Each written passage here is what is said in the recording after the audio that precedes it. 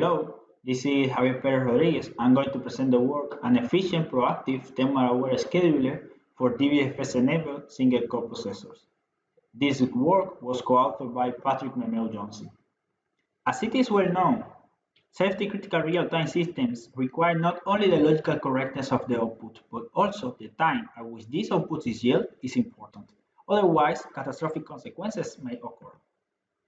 In addition, the necessity for hardware miniaturization and the ever-increasing computational demand of the application have solved the power dissipation of the integrated circuits, which in turn translate in heat dissipation, and the high temperatures due to the excessive processor activity while executing heavy workloads expose the platform to transient performance degradation or even a stall of the entire system. In domains such as avionics, aerospace, or implantable medical devices, it is crucial to optimize in weight, size, and power dissipation. Here, the challenge is how to design a thermal-aware software-based scheduler that do not introduce any extra hardware and allow us to meet all the timing constraints and keep the processor temperature within specified thermal constraints. So the solution should fit inside of the blue rectangle by meeting at the same time all the thermal boundaries and timing requirements. Up to date, only two thermal models have been proposed in the state of the art to address single-core platform. In one hand, we have Tempest, which is a coarse-grained model which uses resistance, capacitance, parallel circuit representation. This one is very easy to port to a new hardware architecture, but the temperature here is tracked only at a microarchitectural level, so it does not allow for the detection of hotspots.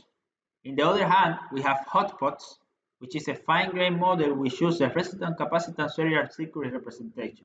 Here, the temperature is tracked at the microarchitectural level, so you can detect the hotspot in the specific units of the processor. But in this case, this is more complex to port to a new hardware architecture.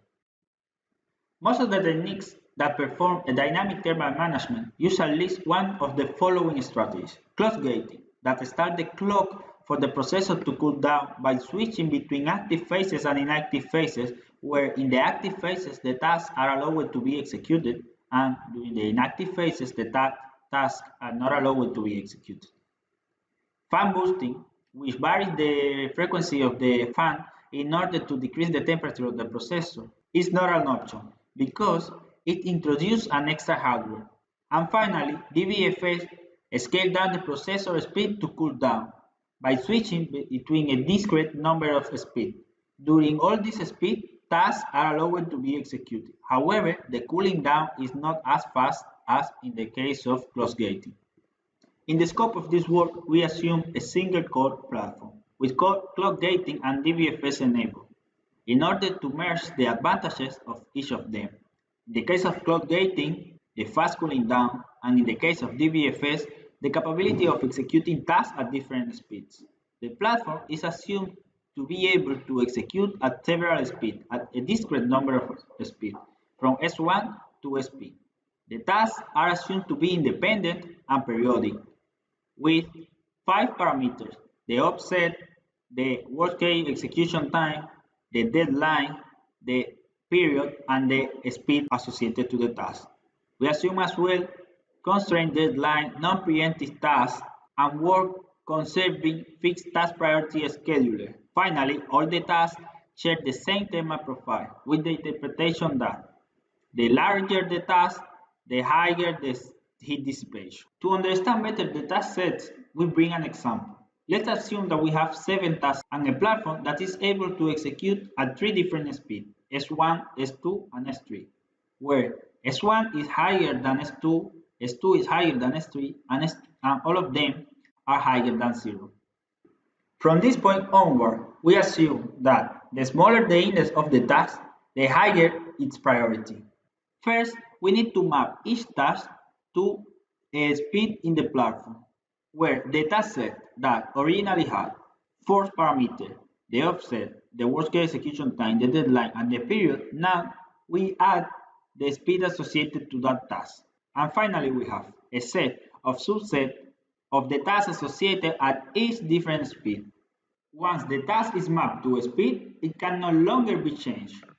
It is important to remark that if we have a task, tau j, with execution time, Cj, This task will execute for a longer time if it is executed at speed S3, which is at the slowest speed available in the platform, and it will be executed faster if it is executed at the speed S1, which is the faster speed in the platform.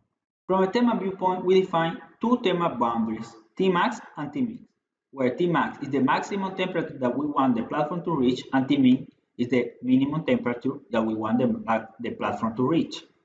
T0 is defined as the time required to go from Tmax to Tmin. Note that if we map a task at the speed S1, which is the red speed here in this plot, this task might be long enough to exceed Tmax. Because of that, we define delta C, which is the maximum length of the worst-case execution time that is allowed to be executed under these settings. In addition, the curve dynamics may change if the platform temperature, when the speed were scaled down, was higher than the maximum achievable temperature at that speed. Before moving to our proposed solution, let's explain how does the classical DVFS behave. Let's assume that we have the same platform that we have been using during this presentation, with the speed S1, S2, and S3. Here, the delta C of the tasks that are mapped to the speed S1 is equal to 5, and we have 6 tasks in the task set, all of them with the same parameters except the speed associated to each task. The first thing we need to check here is that the worst case execution time of all the tasks that are mapped to the speed S1 are less than or equal to delta C1. In this case, the execution time of C1 and C4. Let's consider here that we are going to start the experiment from Tmin. So the pattern that should be followed is like the one described in the image. First, we execute tau1 at the speed S1, tau2 at the speed S2, tau3 at the speed S3, and so on. The response time of task tau6 is Tf1, and the average temperature can be computed by the surface below the curve divided by the interval between T0 and Tf1, and it is located here. But what happens if the user decides to change the priority of two tasks or simply the execution pattern change? Let's see what happens. We change them, and now we have to execute two tasks consecutively with the speed S1. First, we check that the worst case execution time of both are less than or equal to delta C1, which is the case, and then we are going to start the experiment exactly from the same point as in the previous case. So the execution pattern is like the one presented, and then we execute tau1 at the speed S1, tau2 at speed S1 as well, then tau3 at the speed S3, and so on. Here, the response time of tau6 is exactly the same because we did not introduce anything in the schedule. However, the maximum thema boundary was violated by the execution of tau2, and now the average temperature with the new schedule suffered a little bit of increment. As you might see, now the average temperature is located here, and in the previous case was here, so we had an increment of this much. Because of that, we propose a new scheduler that we call NP-coin. NP from non-preemptive and coin from cooling only if necessary. It is a proactive scheduler that computes the cooling length at runtime without any source of pessimism, and it guarantees response time over temperature, with the interpretation that if it is not needed to insert any cooling, then it will behave exactly the same as DVFS. This scheduler was done by merging DVFS and clock gating for a single core platform. By using the cooling property presented by Rodríguez and Yomsi in the RTSS paper published in 2019 that states that it is more beneficial for the platform to cool down several times for a short period of time rather than to cool down for a longer period of time just once. As you may see, the thema gain is much higher in the first case rather than in the second one. Finally, how does NP-coin behave? We bring exactly the same example that fails under DVFS. By saying fails, I mean it violates Tmax, a Tmax boundary. We are starting exactly from the same Tmax point, and this should be the execution pattern under DVFS. As I mentioned before, MP coin behave as DVFS if no cooling need to be inserted. First, we execute tau1. The temperature is on the Tmax, so we can think on executing tau2 after tau1. But if we execute tau2 after tau1, the Tmax boundary Tmax would be violated. Then what does MPCoin do? Instead of executing tau2 right after tau1 and violate the Tmax boundary, it inserts a cooling exactly with the length to reach Tmax again, in order to affect as less as possible the schedule. And from that point on, the maximum boundary is not about to be violated anymore, and then MPCoin behaves exactly as the classical DVFS. In this case, the response time of tau6 has suffered a penalty in comparison with the response time of tau6 in the classical DVFS. This is due to the inserting of the cooling. But now, in terms of temperature, you might see how does the average temperature of the platform was reduced. So, by paying a penalty in time, the average temperature is reduced. But be careful. During the cooling interval, a phenomenon may occur. For instance, what happens if there is a release of a new task during this interval? In the first case, we may have a release of a task tau7 which has a lower priority than tau2, which is the task that needs to be executed right after tau1, and then tau7 is added to the end of the queue, of the waiting queue, to be executed when its turn is reached. In a second case, we may have a release of tau0 that has a higher priority than tau2, which is the task that needs to be executed right after tau1. Then, instead of executing tau2, we should execute tau0. Notice here that tau0 have a worst case execution time of 4.7 time unit, which is lower than the worst case execution time of tau2, which is 4.5 time unit. And because of that, the cooling associated to tau0 should be larger than the cooling associated to tau2. What we do here is to update the ready queue, and instead of executing tau2, we execute tau0. So we cool down for tau0. The cooling down of tau0 is able to reach its own release, and then we can execute tau0 and continue with the schedule. In the third case, we have a release exactly of the same tau0, but now the worst case associated to tau0 is smaller than the worst case associated to tau2.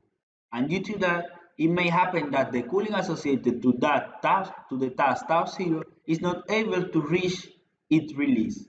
But if we decide to execute tau2 instead of executing tau0, we may be performing a priority inversion. And in order to avoid the priority inversion, what we do is to enforce a cooling till the release of tau0, and then we execute tau0 from that point on.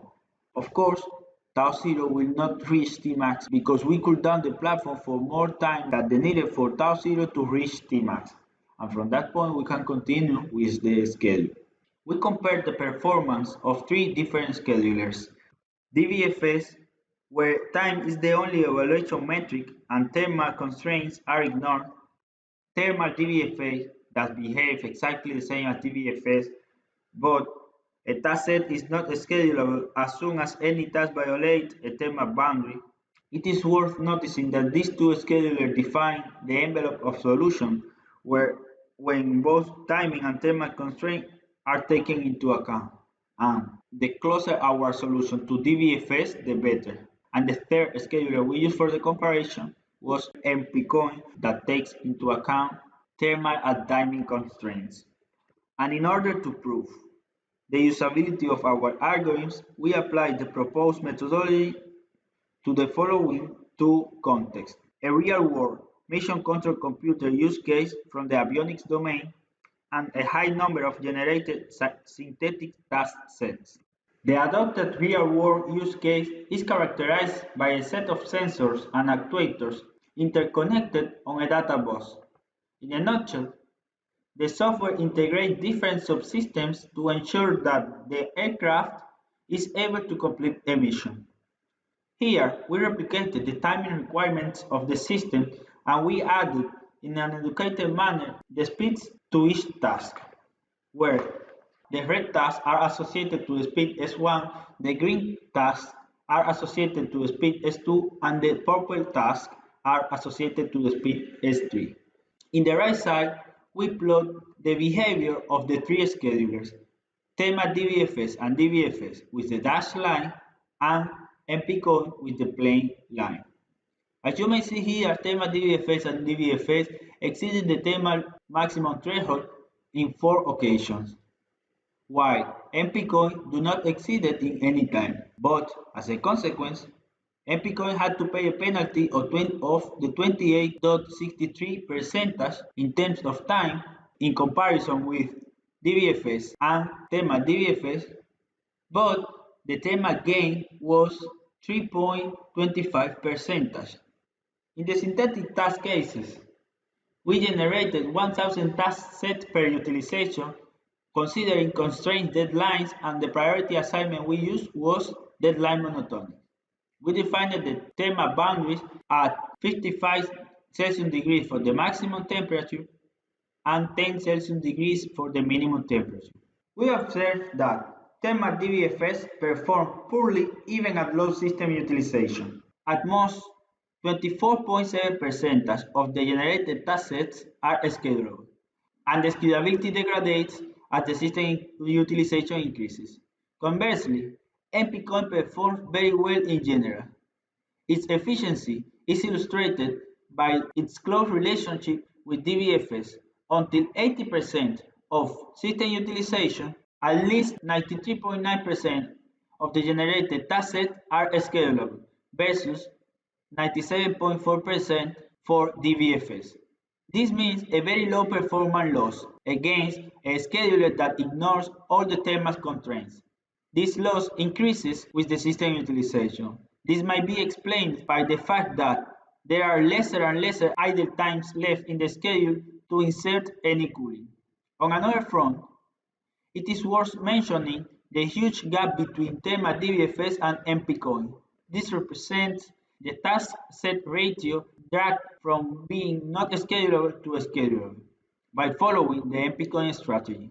From a timing perspective, we compare the minimum, average, and maximum worst case response time of the lowest priority tasks under DVFS and MPCOI.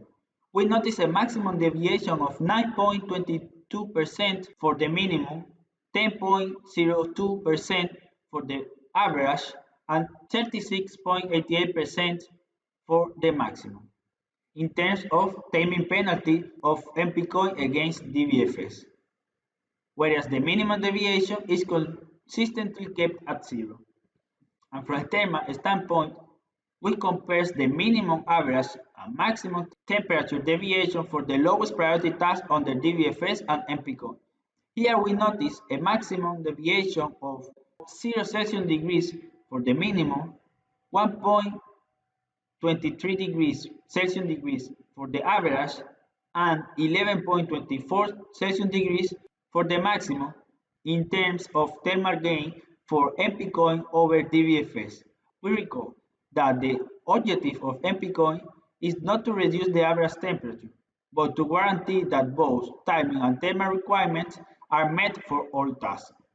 To conclude, we capture both the thermal and timing behavior of the system in the same framework. We propose a novel proactive scheduler together with its associated schedulability analysis. And finally, we validate the runtime behavior of our solution through a real-world mission control computer use case from the avionics domain, as well as through intensive simulation. As a future work, we intend to run the experiment in an actual platform to see what are the differences between the abstraction and the reality. Next step is to move our MPCOI algorithms to a multi-core platform to check how does it behave when several cores are being taken into account. And finally, we intend to develop a mapping strategy that allows us to balance the thermal profile of the entire platform. Thank you very much for your time and for your attendance, and I will be glad to answer any question you have.